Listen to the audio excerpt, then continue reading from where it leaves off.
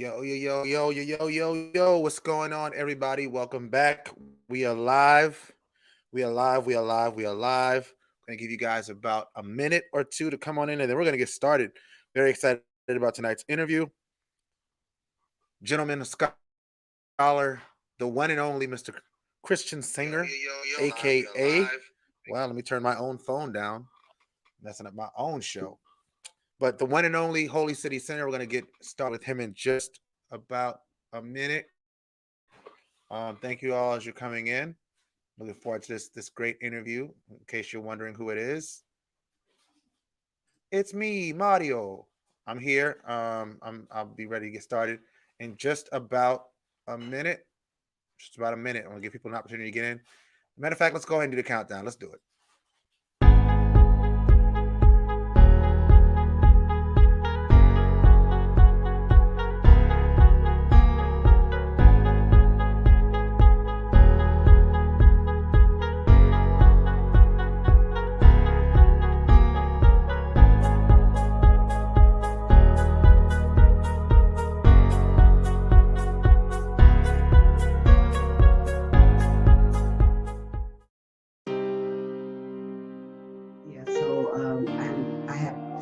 Great adult children. Awesome. It's definitely in the community. He did run for Senate 2 years ago. What? 2 years ago. 2 years ago. So he was. Let's talk about the founding of the Distinguished Gentleman's Club.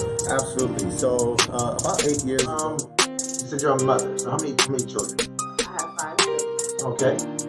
Where they started saying that I was their African American, and they got this from our president.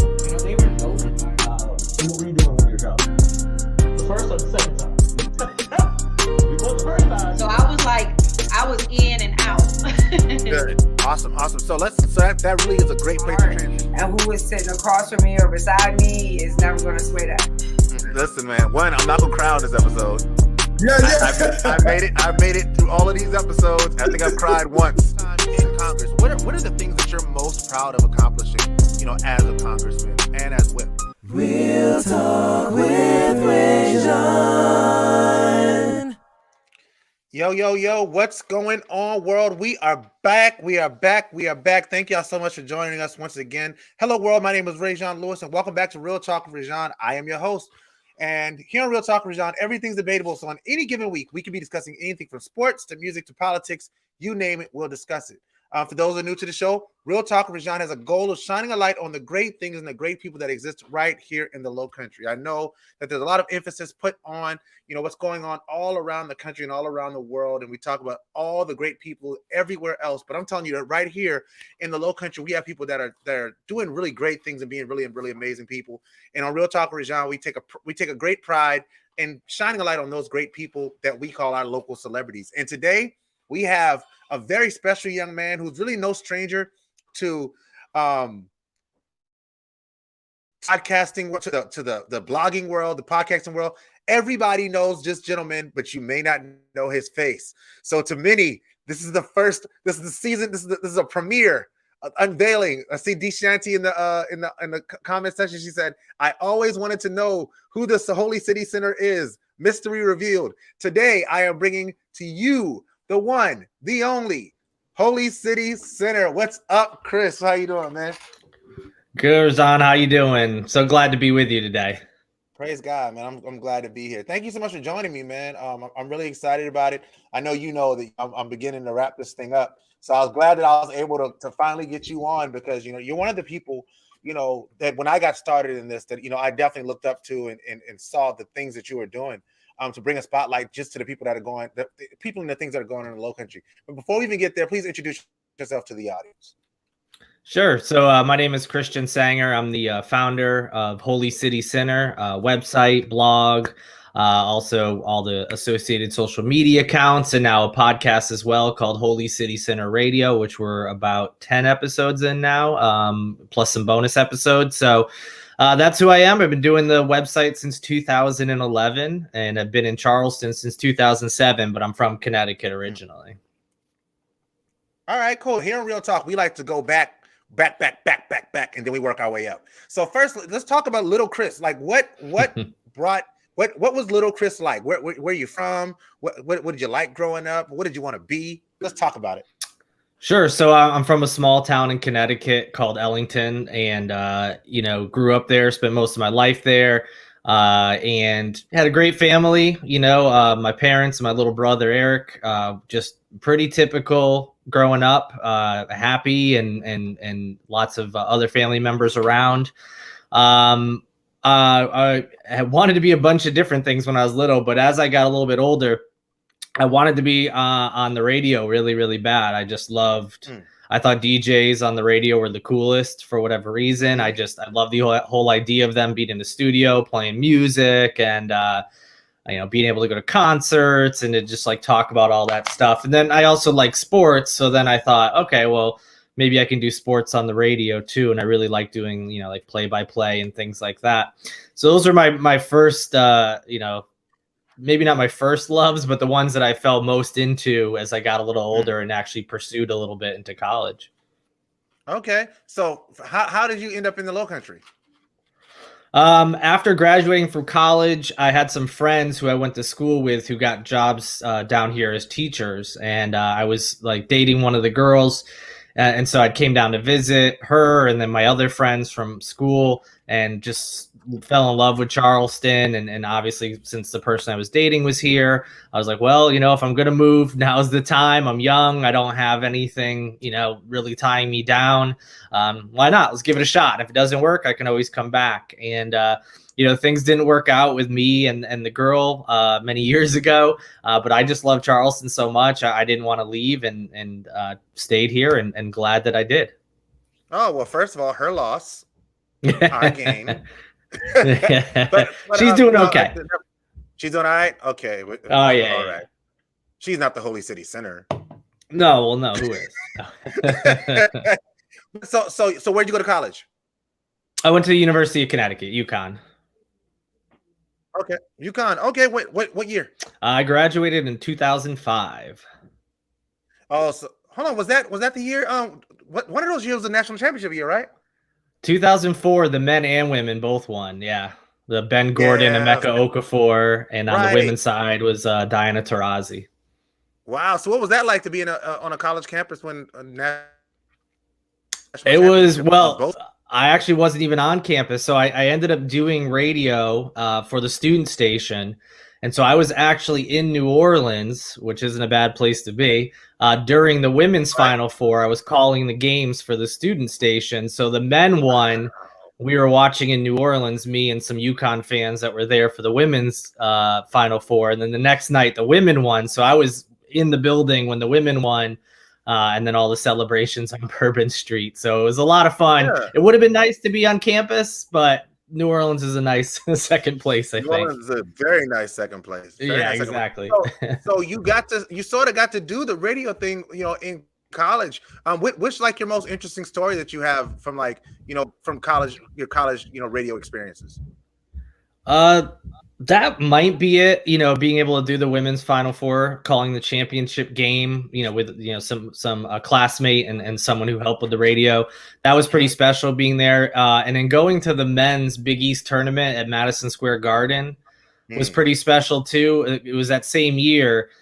So got to spend, 3 or 4 days in New York City, called multiple games. The men won the tournament. So that was a lot of fun too. Just, it was a student station, but you could hear it on regular FM radio. And we were treated like regular press when we were there, so we get like the pregame meal at halftime. We can get meals and sit in on press conferences. So it was cool to get like that professional experience. And we were just, we're just stupid kids really. But it was a lot of fun being up close to a lot of future NBA, WNBA, and Olympians as well. Not a bad gig for college at all. So you graduated from college. So you graduated from college. Did you stick with the radio thing, or did you take a while before you gravitated away from it? I tried. I honestly I had no idea what I was doing out of college as far as like trying to find jobs, and I probably didn't do enough in college to like set myself up for a job in those fields. But after like a little bit of a just like picking up a summer job after I graduated, I did temp at ESPN for about 9 months. ESPN is in Bristol, Connecticut, so like an hour drive from my hometown. So I got to temp there for almost a full year, bounced around to a few different departments, kind of got a nice feel for behind the scenes stuff. And then when the temp time ran out, unfortunately, that was it. And then just moved on to another job. So I never really seriously pursued it after college and after ESPN, because that was all behind the scenes stuff. And I was just trying to find a job. It was one of those things where they want experience, but you can't get experience anywhere because they want experience. So everybody runs into that after college. And so maybe if I had done some internships or something when I was in college, I don't know how I would have pulled it off. Maybe things would have been different, but I'm kind of happy in a way, just based on how my life has gone. I'm happy that it's gone this way. And I kind of prefer doing things like TV, radio, and the blog on my own terms and not being tied down to have someone tell me what to do. So I'm happy with how it's turned out, for sure. Yeah. I mean, being from Connecticut, I forgot to even make that correlation between Bristol and Ellington. Yeah. I'd imagine if you're a kid growing up that wants to be in radio, be in sports, Connecticut, Bristol, everybody's trying to get to ESPN. Yeah, exactly. Did you meet a lot of cool people on the ESPN campus, or was it more pretty sectioned off? Because I know a lot of people have a lot of mystery surrounding that area. Yeah, no, it's a pretty big campus. So there's different buildings. So the buildings I was in didn't have any of the studios. So I wasn't in the studios. I mean, I did take a couple tours, but I was never working in the studios themselves. But there was a main central cafeteria. So you'd sometimes see the anchors there, and once in a blue moon, an athlete would be on campus to do whatever. I remember going to the cafeteria one day when they were filming one of those This Is Sports Center commercials, and I don't remember the athlete that was there, but Stuart Scott was the the anchor who was part of it. So I did see Stuart Scott doing his, he was sitting in a chair waiting for the next shake and seeing that whole process. So I'd see people here and there, but not on a day-to-day basis. Oh, wow. Okay. Well, that's pretty cool. I've learned something new about you, a couple new things about you already. So Good. This is pretty cool. All right. So you get to the Low Country, you follow the young lady who, is doing okay now. We're just going to say that she's doing fine. We know her life sucks. But you come to the Low Country, and what's the first thing you get to do when you hit the ground running? What are you doing? Well, after I'd visited a couple times, and so the people who were here, they brought me around to a couple places. At that time, Market Street was the place to be. It was not King Street. It was not. Market Street was it. We would go there, and there'd be Mad River, which was the place to be at that time for people around our age. Henry's, which is still here, and what's the Market Street Pavilion, the rooftop, if you were feeling fancy, so we did those kind of things, the typical fresh out of college, bar hopping type stuff. And then as I got settled in here, I started doing some more, touristy type, not that these are bad things, but just, things that are advertised a lot, like the aquarium. I love the aquarium, but that's something when you're new to town, you go check out. Yeah. So stuff like that, we took a tour to Sumter, so just kind of trying to get a feel for the city, not really having an insider's view quite yet, because all the people I knew had also transplanted here within the last year. So it was a lot of that kind of stuff, and just driving around and trying to just get a feel for the area. Okay, so as you're doing that, is the idea for the Holy City Center is that already starting to develop, or is that still far off in the distance? Yeah, no, not in those first few years. I was just trying to get acclimated to the area. Had a job and was trying to adjust it. I've traveled a little bit, but I'd never lived anywhere besides Connecticut. So I was just trying to get my bearings. I'm living on my own for the first. I lived in dorms at college, but really living on my own with a girlfriend. So we're trying to navigate that. And after being here for a while, I started to realize, okay, I've kind of done all the Charleston things, and I started to get a little bit more background as to some of the lesser known things. Like City Paper. I finally was oh, this is pretty cool, and started discovering new events and things like that. So it took a little while before I was You know what? There's a lot more to do here than I realized when I first moved here, that you just don't hear about because it's mostly geared towards tourists. So it took a little while, but I started to find things and realize that they weren't really being talked about as much, and thought maybe there was an outlet for that. But I didn't start Holy City Center or the idea of it probably until 3 or 4 years into living here.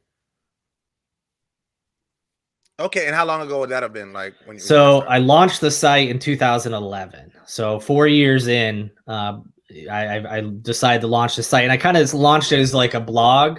I thought it was just going to be like a, hey, here's what I did. It was fun.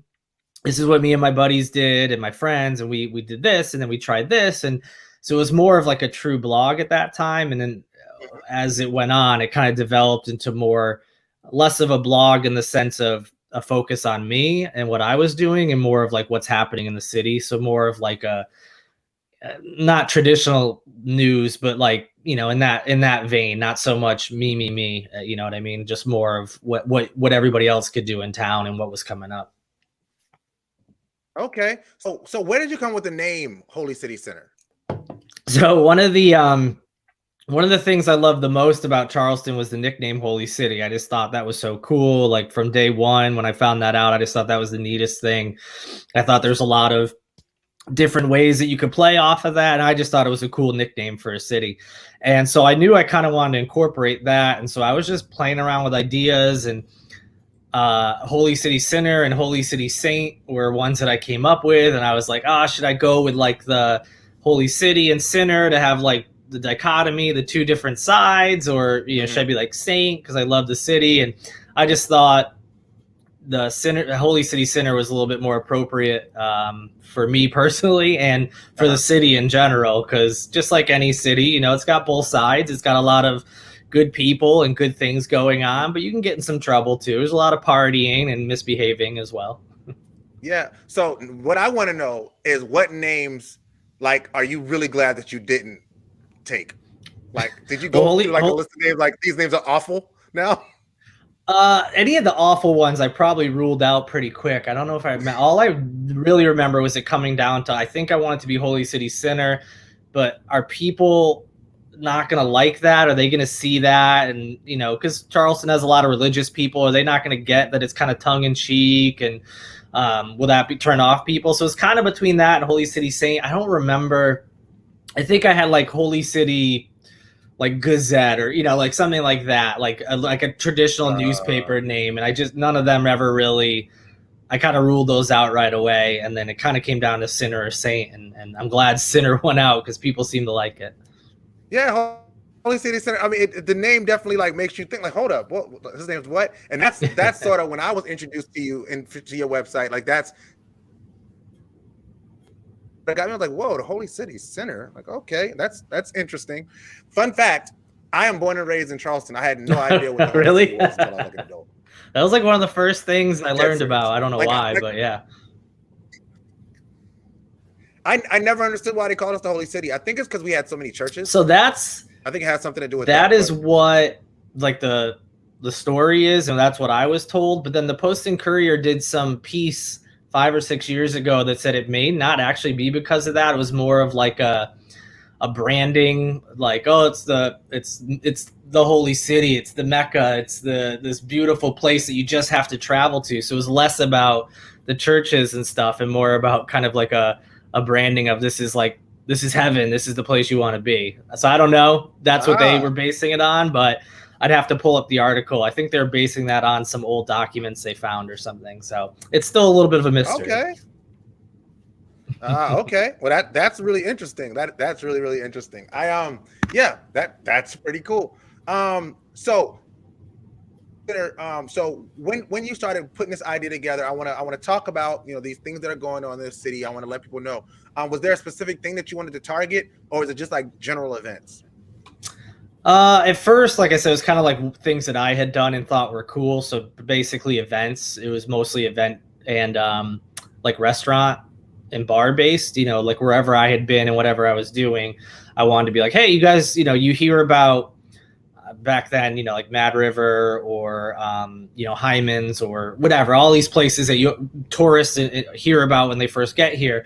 But if you're a transplant or a tourist looking for something else, here's a restaurant you don't ever hear about, or here's a bar that me and my buddies like to go to and we live here. So that was kind of what it started as. It's grown since then to, I just kind of want to highlight really anything that's in Charleston, but specifically, again, things that may not get as much press as other places. And so that's also branched out to nonprofits and just individuals doing cool things in town and podcasts and just anything really. Because there's a lot more to Charleston than just the history and the restaurants, Absolutely. And thank you. I want to thank you for doing that. I think I told when I was on your podcast, I talked about the fact that when I first got started with my nonprofit, when I joined Low Country Youth Services as a Distinguished Gentlemen's Club, like you were one of the first people to share one of my articles, and I was just so grateful, for the fact that you were doing that. And I'd imagine that, for a lot of organizations, they've been really, grateful to have a voice, on this time. Can you talk about maybe like one of your favorite stories that you've been able to do since you got started? Yeah. There's been a lot of really cool things that I've been able to do and people I've been able to meet, like yourself and just people I wouldn't have met otherwise, which is really awesome. And I've been able to get some cool experiences. Like, I've been able to get, like a photo pass to a concert. So I get to be up close taking photos, like close to these musicians and artists and things that I've always admired. But one of the coolest events that I ever got to do is this event called Cook It Raw. And it's this event that I'm assuming it's still going on, but it's like an international event, and it used to be only open to chefs. And so a group of like high-end chefs would go to some city somewhere, it's global, so it bounced around. Anthony Bourdain in one of his shows highlighted it. And that's when I first heard about it. And I think they were in Japan at the time. And Chef Sean Brock, who it was in Charleston, was part of that episode. So anyway, they brought it to Charleston one year, and it was the first year that they opened up part of it to guests. And I was able to get in as a member of the media. They did an event at Bowen's Island. So we have all these amazing chefs from all around the globe, all sorts of different countries, who spent a week in Charleston learning about the cuisine. They took tours of places. Some of them are trying, like low country cuisine that, they've never had before. Maybe it was something as simple as grits. They're coming from another country that never had shrimp and grits before. So they're learning about the whole thing. And then the last day, Sunday, they put together this big event where they all the ingredients came from stuff that they got somewhere in the Charleston area, but they put their own spin on it. So if it was someone from, try to think of like one of the countries that was here, like there was some chefs from Spain. So they made some dish, but they put like a little Spanish influence on it. Mm-hmm. So the whole day was just bouncing around, kind of like wine and food, where you're going to different tables and tents and trying different cuisines and different bites and drinks out on Bowen. So of course the view of the water is beautiful. It's just this really cool experience trying food from these amazing chefs, being on the water, and then knowing it was like an experience that not many people have been really ever able to do. So that one's the one I always highlight is the coolest one. But there's been lots of little things too, like I mentioned, like being able to go to shows, meeting people, interviewing, people for the podcast now too. Just there's a lot of really fun little things that happen on a weekly basis. That's pretty neat, man. I think those are all definitely cool things. One thing, and I guess, and I'm pretty sure you find the same, is like I've found that since starting to do this podcast, like more people pay attention to what I do because I pay attention to what other people do. Like because right. I use the platform that I have to like build other people up. You tend to like, whereas if you were to say I'm going to make the Holy City Center all about me, you'd probably have a much smaller following than what you're able to have because you used your platform to be a spotlight on someone else. So I again just want to applaud you for that, and I think anything positive that happens for you is definitely deserved. You just do such a great job with what it is that you do. And with that, thank you. In the podcast, let's talk about the podcast. What was it? Where did the idea come from? What do you plan on doing with it? Where do you plan on taking it? So the podcast, obviously, I mentioned at the beginning that radio is kind of like my first dream. So I had done a couple like radio spots here and there around town where I'd come in and like tell people what was going on this weekend, like quick 5-minute bits when I got invited here and there, and had like a internet radio show that I guested on with a friend. And I just really loved doing it. I missed being able to do that. And so I thought, okay, well, a podcast will give me a chance to do what I like. It's basically radio, especially nowadays. And with the platform of the website, I knew I could at least get, a few people who would be interested, and I could talk about Charleston. I prefer talking and discussing things that are going on versus writing, which may sound weird because I have a website, but I don't usually give a ton of opinions on my website. It's usually like, here's what's coming up. Whereas the podcast, I can add some nuance and stuff. So that's what I really wanted to do, was because, I love the whole radio thing and I wanted to do it. And over the years, people have asked me, hey, have you thought about doing a podcast? I think it'd be really good. And I just wasn't sure about logistics and cost and all that kind of stuff. So finally, during the pandemic, just like everybody else, I had some downtime and finally was able to figure it out. I was like, all right, let's do this. And, I have a friend that I hired to produce, and she does a really great job with it. And it's been going well so far. The goal is to, the beginning of the show, just kind of recap what's happened, whether it's Charleston or South Carolina or the nation, if it's something big. But, preferably Charleston stuff, deep diving on topics that people might have seen a headline about but didn't really read about it, or might have caught wind of something, or social media posts. You know how people are. They see something, they see a headline and they don't usually read past it. So stuff that I think is important, and I hope others do. And then at the end, I want to interview people, all sorts of people, of course. It's a weekly show, but hopefully getting people who are doing great things in the community, like yourself. I was happy to have you on, and people really responded well to that. They loved hearing about your organization and the work you do, and opening people up to people and businesses and nonprofits that they didn't learn about. So like, I may not have heard about what you do, whether it's your podcast or your nonprofit work, if I hadn't done the website.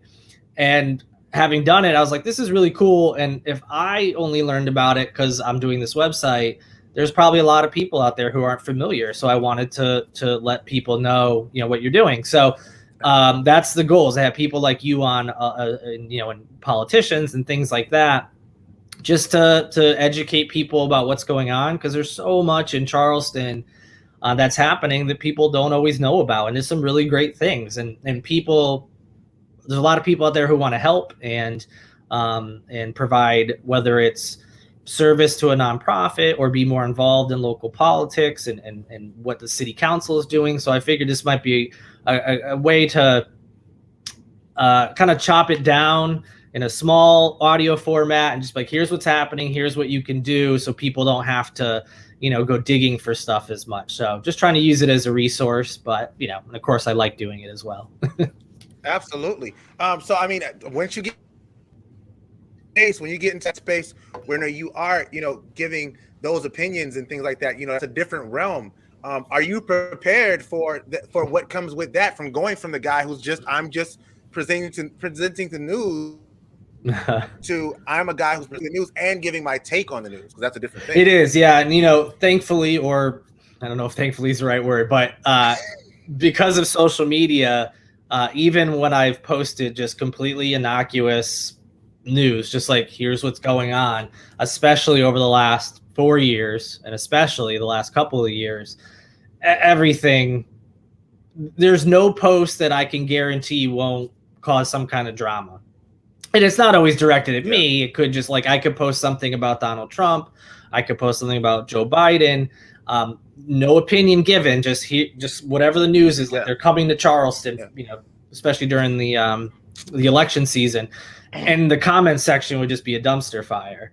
But also with that, I have given opinions on like Twitter, because that's more of what that forum is. So I have given some opinions, especially when it came to like the pandemic and people talking about it's not that serious and you don't need to wear a mask, this is ridiculous. I would give opinions like, well, I think you should, doctors are saying. And so I've gotten some crap from people. I have like 4 or 5 what I call my top fans who just consistently are harassing me.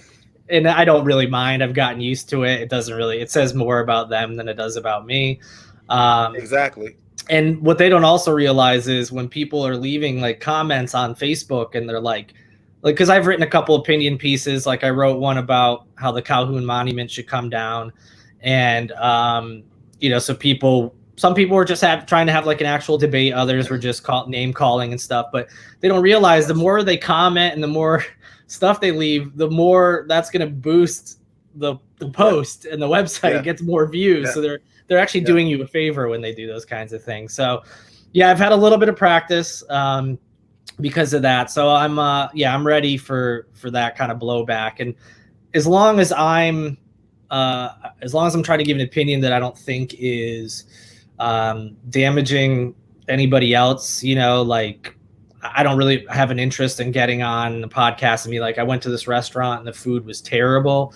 Like, right. I don't really want to do those kinds of things, but I want to make sure that if I'm giving an opinion, it's not going to harm someone. And it's based on, like, I've done my homework kind of thing. I don't want to just spout off opinions for the sake of doing it. I want to make sure that I have some stuff to back it up. So I'm pretty prepared. And I think most people, even if they disagree with me politically, they know my heart's in the right place most of the time. Like I said, it's just a handful of people so far. So far, so good. All right, man. I definitely have faith in what you're going to bring to the table, man. You're a pretty level-headed guy. Okay, I want to ask you one of your political opinions, if that's okay. Absolutely. So Joe Cunningham recently announced that he's running for governor. What are your thoughts? I'm excited because I think Joe has a shot. Now, it's going to be extremely tough. This South Carolina, as this last election showed, is still very much a red state. And Joe even lost his congressional seat, so that just shows that nothing is a given if you're a Democrat running. But I think with name recognition, since I've been in South Carolina, I can't think of anybody who's a Democrat that's run for governor that had this kind of name recognition right off the bat. So that bodes well from him. He's a likable guy. He's a Democrat, but he's pretty moderate. A lot of his opinions are more center than they are to the left. So I think that benefits him as well. As someone who is a liberal and progressive, there are some things that I wish he was more left on. And I think there are candidates or people who are in office in South Carolina that are far more left, and I like their ideas. But to win a statewide race, whether it's Senate or governor, at this point in time, as much as I wish we could be a little bit more progressive, they're just good. It's just not. I just don't think that's in the cards for now. So I think he has a shot if he stays kind of in that lane. But I wouldn't mind him pushing a couple things left and just trying to, push the state a little bit more progressive. Yeah. I think he has to learn from that last election. I think he has to realize that he lost for a reason. I think he has to stick to the issues and like pick issues to stick to. Like you can't ride the fence on everything. And that's part of the reason I think he lost. Great guy. Guy. He's a really good guy. He was on the show 2 days before the election, I want to say. Oh, nice. And I really enjoyed the conversation, but I remember he was really I don't think he believed it was possible for him to lose. And I think that when you I don't think so. I think when you put yourself in that position, you sort of are already operating at a disadvantage because the other person is hungry. The other person wants it. And you have to have that hunger. So if he comes into it with that and he puts a team around him and he listens to the team around him, I think he'll be fine. I do think he has a good chance as long as he runs the right race. I think if he runs the type of race he ran last time, he won't win. And that's something I wouldn't want to see. But thanks for sharing that with me, man. No problem. Happy to. I'm happy to in these formats, where I can talk and articulate my reasons for it. It's tougher when I'm writing, but no, I don't mind at all. Yeah, and when people aren't just cutting you off and saying, "No, you libtard," Yeah, right. and stuff like that. Oh yeah, Yeah, yeah. You communist, you Marxist, whatever the buzzword, yeah, you woke mob, whatever the buzzwords are. yeah. It's a fun group. All right, so I want to close with this. So I want to ask you a series of questions because you're the Holy City Center. So Okay. you know this, you know better than I do, and I lived here almost all of my life, but you've been writing about the city, so I'm going to ask you these questions. Okay. All right. These are quick hitting. You got to roll with me. All right. All right. One, best restaurant. Probably Edmund's Oast is my favorite. Edmonds and Oast. All right, cool. Best night scene place to go in downtown Charleston. It depends on what you're looking for. I'm a little older now, so I like the more like laid back vibes, but I know like the younger crowds, they're going to like the trios and the decos. I think Uptown Social has a pretty good mix. A little bit earlier in the night, there's a lot of space. You can relax. There's a patio outside. At night, it gets a little too clubby for me, but I as long as it's not too late, I'm cool with a place like Uptown Social. And I've always liked, for real, like laid back, places like the Cocktail Club and Belmont Lounge have always been places I've enjoyed to just like sit and relax. Okay. Favorite Charleston monument? Oof. I don't know if this counts, but out by the cruise terminal, there's that facade, the old Bennett rice mill. It's like just one side of the building. I don't know if that's a monument, but that was one of the first Charleston mysteries. Like I saw it downtown. I parked. I'm like, what is this random facade that's up? And that's like what Charleston is. It's like there's this old building or something, and they just refuse to let it go, and they're doing whatever they can to like keep it propped up. And so I always thought that was kind of neat and kind of described Charleston. So if that counts as a monument, I'm going to say that. All right. Most underrated thing about Charleston? That's a good one. Everybody talks about food, of course, and the history. I think Charleston's like a decent sports town. Like we don't have any like top level, professional teams, but we've got some minor league teams, and I always have a blast, whether it's the Battery, the River Dogs, or the Stingrays. I think all three are really underrated. They're fun. Mm-hmm. They're relatively inexpensive. And the venues are all pretty nice, especially the outdoor ones. I think that also College of Charleston basketball is pretty good, and Citadel football, they're fun to watch. So I think it's kind of underrated for sports. Yeah, I would say the people, because I've been other places. I think the people in Charleston are freaking amazing. Like if you say hi to anybody in Charleston, they will say hi back. That's true. That's a good point. I didn't realize that until I went somewhere else and was telling people hi, and no one would say hi back, and I thought it was the weirdest thing. Yeah. Okay. Favorite place to just relax and chill? I like going down to the Battery. There's just something cool about that too. That's not like anything I've ever seen like on the water like that anywhere I'd been before. Where it's like the city and then bam, ocean. I mean, I know it's the harbor, but and just being able to see the boats and you can always see dolphins. Like that never gets old to me. I could see a dolphin every day, and I don't know why. It's just so cool. And then just the water like lapping up against the Battery wall. It's just really relaxing, and usually there's a nice breeze down there. So that's like where I like to chill out. Okay. Favorite moment that you've had since favorite thing? It could be like an event that happened or something just really cool that happened since you came to Charleston. Well, the Cook It Raw was probably the event. I was at a River Dogs game, and it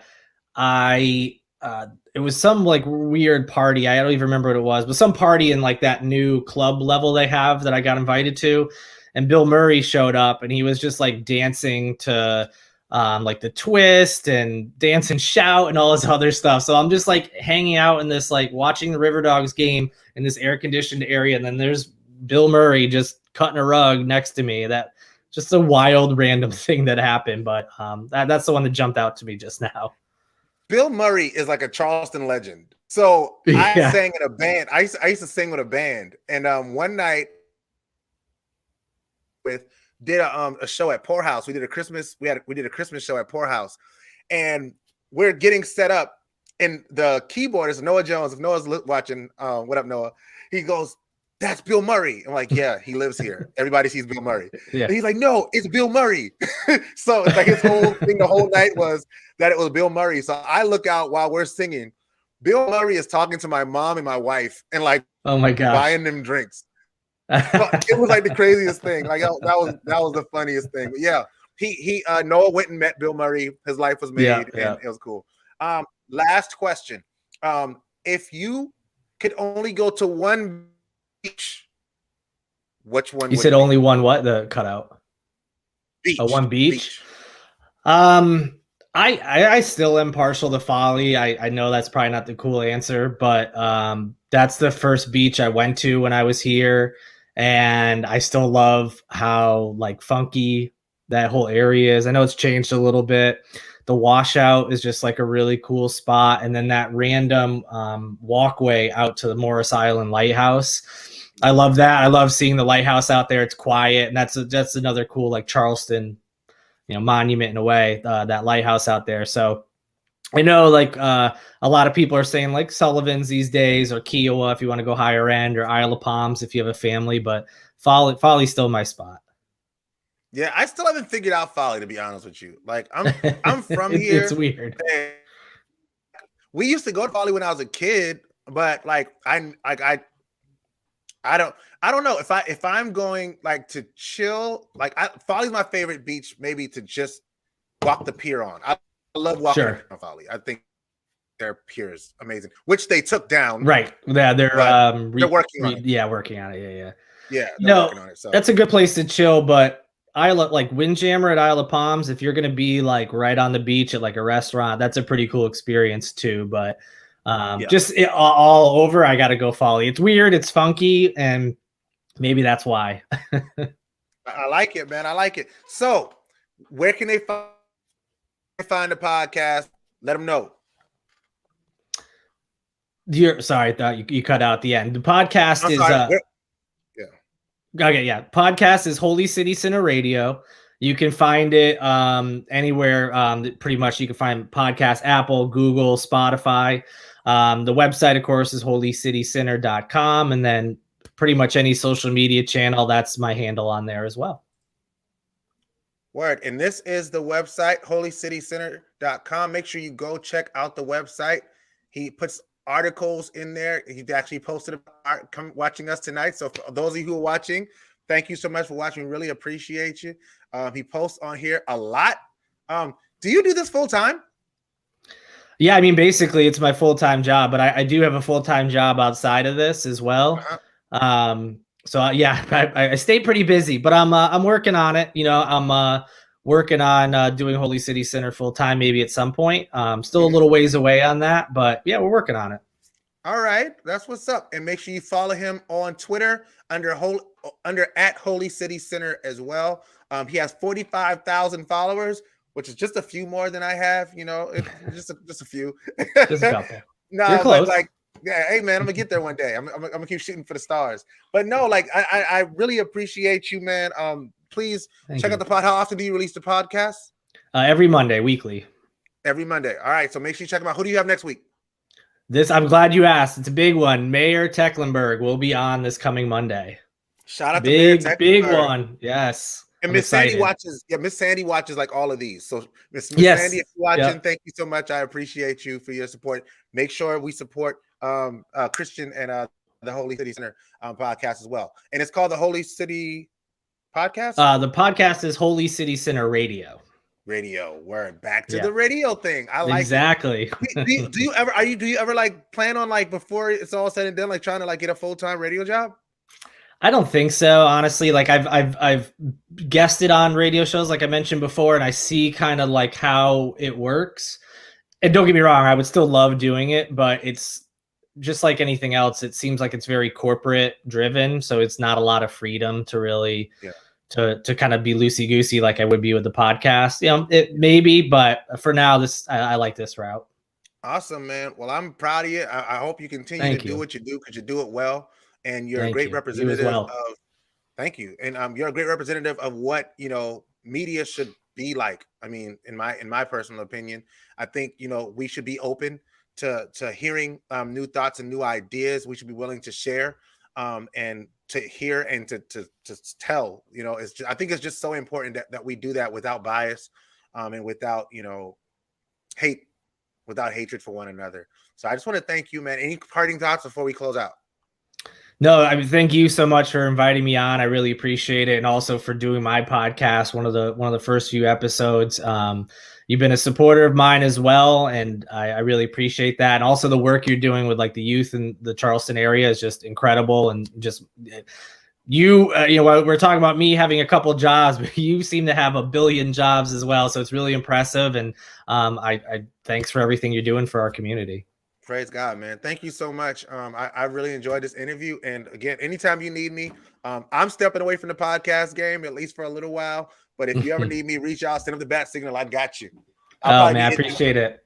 I'll probably be itching to talk again at some point. All right. And vice versa, I've got you. If you need anything as well, you know where to find me. All day. And I want to thank everybody for watching. This has been Real Talk with Rajon, Local Celebrity Spotlight. If you could, please leave a review. Let me know what you think. If you loved it, leave me 5-star rating and tell me why you loved it. If you hated it, you can leave me a 5-star rating and just tell me why you didn't like it. Either way, I'm cool with that.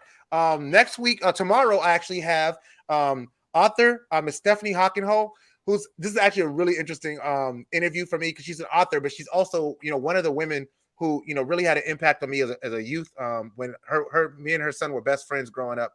And she's moved to Kansas now, and she's written a book, and she's a survivor, and she's an amazing woman. I'm excited about talking to her. We only have 3 episodes left of Real Talk with Rajon.